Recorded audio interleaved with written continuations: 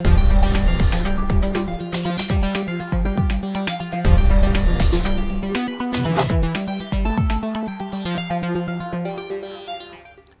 কর্মসপ্তাহ শুরু হলো আজ। সপ্তাহ শুরুর আগে কোন অবস্থানে আছে কাঁচা বাজার, বন্দর থেকে শুরু করে ব্যাংকপাড়া, সেই তথ্য জানাতেই আমাদের আয়োজন বৌনি। পুরো আয়োজনের সঙ্গে আছি আমি সাজিদ আরাফাত। শুরুতে জানবো স্থলবন্দরের খবর। দেশের সব স্থলবন্দরে পণ্য পরিবহন, সংরক্ষণ ও যাত্রী সেবায় মাশুল বাড়ছে 5% পর্যন্ত। এতে প্রভাব পড়তে পারে আমদানি পণ্যে। স্থলবন্দর কর্তৃপক্ষের তথ্য মতে 2026 সালের 1 জানুয়ারি থেকে এটি কার্যকর হবে। আমরা এক নজরে দেখে আসতে চাই স্থলবন্দরে কি ধরনের যে মাশুল বাড়ার খবর সেটি দেখতে চাই এক নজরে। দেশের স্থলবন্দরগুলোতে মাশুল বাড়ছে যেটি বলছিলাম, এবং ধরন দেখতে পাচ্ছি আমরা বাস, ট্রাক, লরি, তাদের ক্ষেত্রে প্রবেশ মূল্য বাড়ানো হয়েছে। সেই বাড়তি যে প্রবেশ মূল্য সেটি আমরা দেখতে পাচ্ছি 184 টাকা 70 পয়সা, এবং ব্যক্তিগত গাড়ি, জিপ, পিকআপ সেটির ক্ষেত্রে দাম মাশুল বাড়িয়ে করা হয়েছে 110 টাকা 82 পয়সা। গুদামে প্রতি টন পণ্যের ক্ষেত্রে 13 টাকা 98 পয়সা এবং প্রতি টন হ্যান্ডলিং চার্জ 55 টাকা 76 পয়সা। অর্থাৎ আগে কিন্তু কিছুটা বেশি ছিল, সেটি প্রবেশ মূল্য বা মাশুল যাই বলি না কেন সেটি বাড়ানো হয়েছে। বাড়ানোর পর বাড়তি যে প্রবেশ মূল্য বা মাশুল সেটি আমরা দেখানোর চেষ্টা করছি, এবং যাত্রী সেবা চার্জ সেটিও বেড়েছে কিছুটা, সেটি বেড়ে হয়েছে 52 টাকা 27 পয়সা। বাংলাদেশ স্থলবন্দর কর্তৃপক্ষের যে সবশেষ তথ্য সেটি জানিয়ে দেওয়ার চেষ্টা করছিলাম। এবার স্বর্ণের বাজারের খবর। আবারও দেশের বাজারে বেড়েছে স্বর্ণের দাম। সবচেয়ে ভালো মানের বা 22 ক্যারেটের স্বর্ণের দাম নির্ধারণ করা হয়েছে 2,27,856 টাকা। বাজুচের তথ্য বলছে নতুন করে প্রতি ভরিতে 1,575 টাকা পর্যন্ত দাম বাড়ানো হয়েছে। নতুন এই দাম কার্যকর হবে আজ থেকে। আমরা একটু দেখে আসতে চাই বাজুচের যে সবশেষ তথ্য, তাতে বলা হচ্ছে যে দাম বেড়ে নতুন রেকর্ড গড়েছে স্বর্ণ। 22 ক্যারেটের যেই স্বর্ণ তার দাম বেড়ে দাঁড়িয়েছে 2,27,856 টাকা।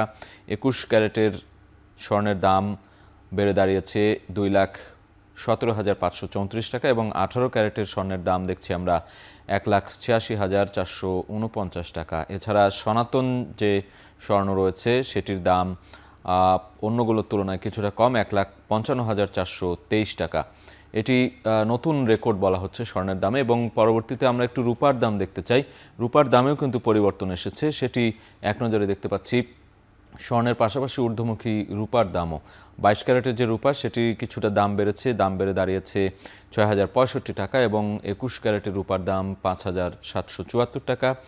18 ক্যারেটের যে রূপা রয়েছে সেটির দাম 4,957 টাকা, এবং সনাতন পদ্ধতির যে রূপা তার দাম 3,732 টাকা। অর্থাৎ স্বর্ণের দামের পাশাপাশি কিন্তু রূপার দামও কিছুটা বাড়তি আমরা দেখতে পাচ্ছি, যেটি বাজুসের সবশেষ তথ্য বলছে। আয়কর রিটার্ন দাখিলের সময় বাড়ল আরও 1 মাস। দ্বিতীয় দফায় জাতীয় রাজস্ব বোর্ড এনবিআর এই সিদ্ধান্তের কথা জানিয়েছে। নতুন সিদ্ধান্ত অনুযায়ী 31 জানুয়ারি 2026 পর্যন্ত রিটার্ন জমা দেওয়া যাবে। আমরা একটু তথ্যগুলো দেখে আসতে চাই। রিটার্ন জমা দেওয়ার ক্ষেত্রে ই রিটার্নের যে বিষয়গুলো রয়েছে জমা দেওয়ার, সেটির আমরা দেখি যে প্রতি বছরই আসলে 1 মাস 2 মাস করে সময় বাড়ানো হয়। তার পরিপ্রেক্ষিতে এবারও কিন্তু এই রিটার্ন দাখিলের সময় বেড়েছে। 1 মাস সময় বাড়ানো হচ্ছে রিটার্ন জমা দেওয়ার। 31 ডিসেম্বরের পরিবর্তে 31 জানুয়ারি 2026 পর্যন্ত রিটার্ন জমা দেওয়া যাবে।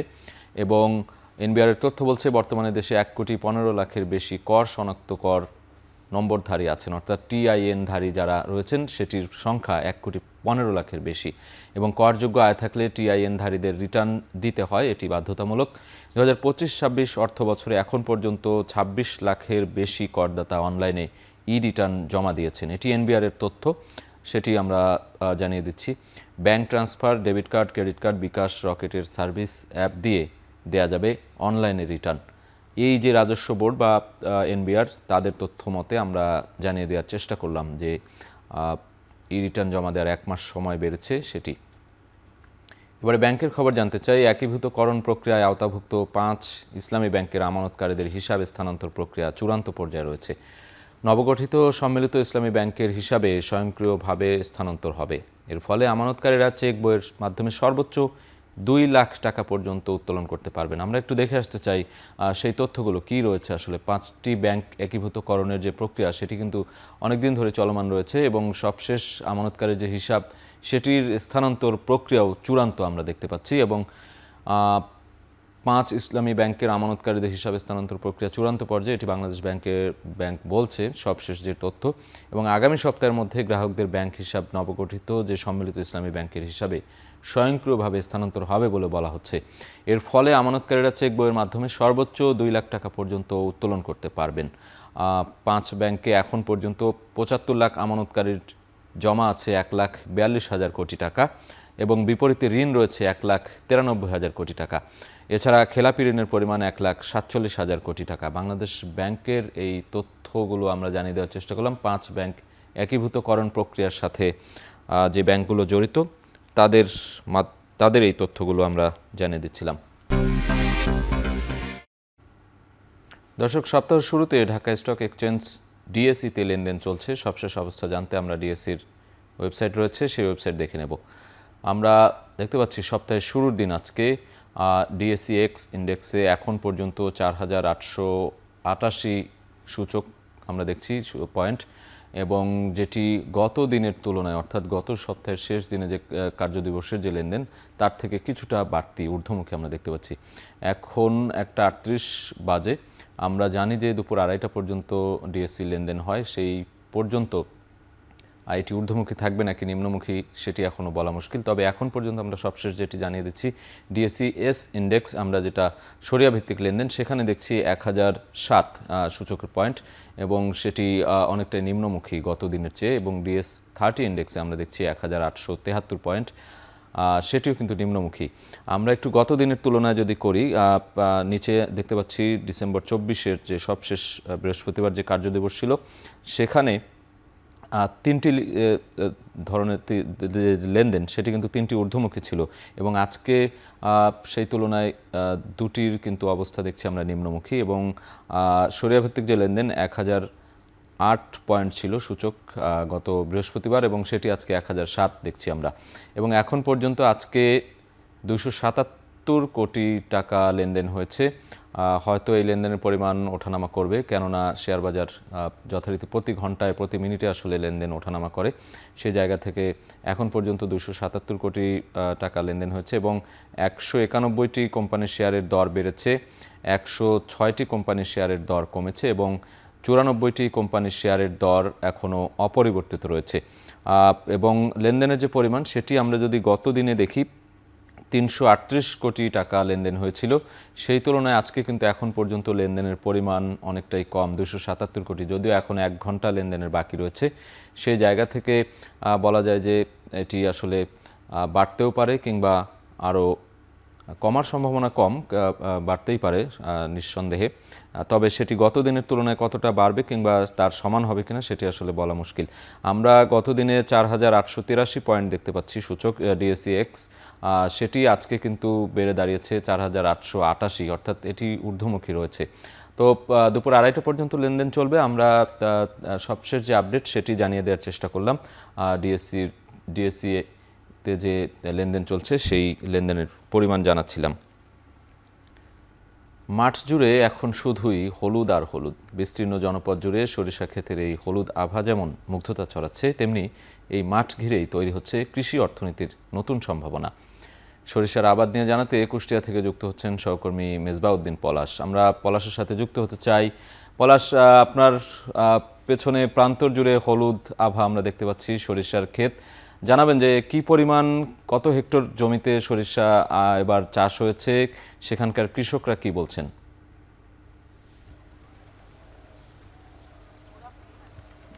আরাফাত, আমি ঠিক এখন রয়েছি যে কুষ্টিয়ার যে বিভিন্ন জনপদের মাঠে। এখন সেখানে কিন্তু আসলে হলুদের যে আভা সেটি কিন্তু মুগ্ধতা ছড়াচ্ছে। দেখছেন যে একেবারেই দিগন্ত জোড়া মাঠ জুড়ে হলুদ আর হলুদ। এইতে কিন্তু যে সরিষা যে আবাদ হয়েছে এবছর কুষ্টিয়া জেলায় 15,957 হেক্টর জমিতে এবার সরিষার আবাদ হয়েছে। দিন দিন কিন্তু এই যে আবাদেরটি সেটি কিন্তু চাহিদা বাড়ছে এবং এখানে কৃষক কিন্তু এই আবাদে কিন্তু ঝুঁকে পড়েছেন। মূলত আসলে যে কম সময়ে কিন্তু বেশি লাভ হওয়ার কারণে কৃষক এ বছর কিন্তু যে এই জমিগুলোতে একসময় কিন্তু 20 বৃক্ষ তামাক সেটি কিন্তু চাষ হতো, কিন্তু এই এখন ঠিক যে কম সময়ে কিন্তু কিন্তু বেশি লাভ হওয়ার কারণে কিন্তু তারা এখন যে সরিষার যে আবাদ সেটি আসলে তারা করছেন এবং সরিষা আবাদ কিন্তু দিন দিন কিন্তু জনপ্রিয় ঘটেছে। জেলার বিভিন্ন এলাকায় কিন্তু এলাকার মাঠে কিন্তু আমরা দেখেছি যে এই সরিষার আবাদ হয়েছে। এই বছর আমি কৃষি বিভাগের সাথে কথা বলেছি, কৃষি বিভাগ বলছেন যে এই বছর আসলে সরিষার যে লক্ষ্যমাত্রা সেটি কিন্তু ধরা হয়েছে 16,662 মেট্রিক টন আসলে যে উৎপাদনে আশা করছেন এবং এই সরিষার ক্ষেতকে কেন্দ্র করে দেখছেন যে মৌমাছি নিয়ে কিন্তু মধু সংগ্রহে কিন্তু এখন ব্যস্ত সময় পার করছেন যারা যে মৌ খামারিরা, তারা কিন্তু বিভিন্ন যে মাঠে কিন্তু এখন এই মধু কিন্তু সংগ্রহ করছে সরিষা ফুলের থেকে এবং সেটি এটি আসলে কুষ্টিয়ার মিরপুর উপজেলার ধুবইল যে মাঠ, সেই মাঠে কিন্তু এখানে একটি আসলে খামারি কিন্তু সে যে এই সরিষা ফুলের যে মধু সেটি কিন্তু আসলে সংগ্রহ করছেন। মূলত এখানেও তিনি বলছেন যে একটি খামার, এই খামারটি থেকে কিন্তু তিনি বলছেন যে এখানে এই খামারটি থেকে কিন্তু 20 টনের মতো যে মধু সেটি আসলে সংগ্রহ হবে আসলে বলছেন, তিনি আশা করছেন যে 20 টনের মতো। এখানেও কিন্তু বেশ একটা বড় একটি ব্যবসা বাণিজ্য সেটি আসলে হবে বলে তিনি জানাচ্ছেন। মূলত আসলে আরেকটি বিষয় বলে রাখি যে এই যে সরিষা চাষকে কেন্দ্র করে মূলত জেলার যে বিভিন্ন যে চাষিরা কিন্তু এটিকে ঝুঁকে পড়ার কারণে কিন্তু যে সরিষা, কেননা শুধুমাত্র যে কম সময়ে কিন্তু বেশি লাভ হয় এবং এই লাভের কারণে কিন্তু এটি কিন্তু তারা করছে। মূলত এই যে আমরা এক বিঘা জমিতে কিন্তু যে ঠিক 3 থেকে 4 হাজার টাকা খরচ হলেও কিন্তু এটি কিন্তু যে এক বিঘা জমিতে কিন্তু 6 থেকে যে 7 মণ কিন্তু আসলে যে সরিষা সেটি হয় এবং এটির দাম কিন্তু আমরা যখন সরিষাগুলো ওঠে সেই সময় কিন্তু দাম কিন্তু 4 থেকে যে 4,500 টাকা এরকম আসলে দাম আসলে থাকে। এখানেও কিন্তু বড় একটি ব্যবসা বাণিজ্য কিন্তু আসলে ঘটবে বলে তারা কৃষক পর্যায়ে কিন্তু জানিয়েছেন। কৃষকরা বলছেন যে এতেই কিন্তু তারা এই চাষটি তারা বেশি করছেন এবং কৃষি বিভাগের সাথে আমি কথা বলেছি, কৃষি বিভাগ বলছেন যে এই চাষে যেন আরও বেশি কৃষকদের যেন প্রশিক্ষণ দিয়ে এবং কি সার এবং বীজ দিয়ে কিন্তু তারা উদ্বুদ্ধ করতে চান এবং এই চাষটি দিন দিন আরও বাড়াতে চান বলে তারাও কিন্তু জানিয়েছেন। এই ছিল আমার কাছে কুষ্টিয়া থেকে আরাফাত। কুষ্টিয়া থেকে সহকর্মী মেজবাউদ্দিন পলাশ যুক্ত ছিলেন।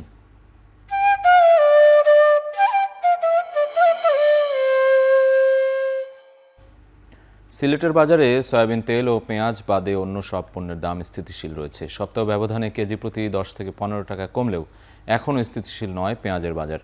তবে খুচরা ও পাইকারি বিভিন্ন বাজার ঘুরে দেখা যায় চাল, ডাল, লবণ, আটাসহ অন্যান্য পণ্যের দাম স্থিতিশীল রয়েছে। এ বিষয়ে আরও জানাতে সিলেটের আম্বরখানা বাজার থেকে যুক্ত হচ্ছেন সহকর্মী সন্দীপন শুভর সাথে যুক্ত হতে চাই। শুভ, আপনি যে বাজারে রয়েছেন সেখানে নিত্যপণ্যের দাম কেমন দেখছেন এবং ক্রেতা বিক্রেতারা কি বলছেন?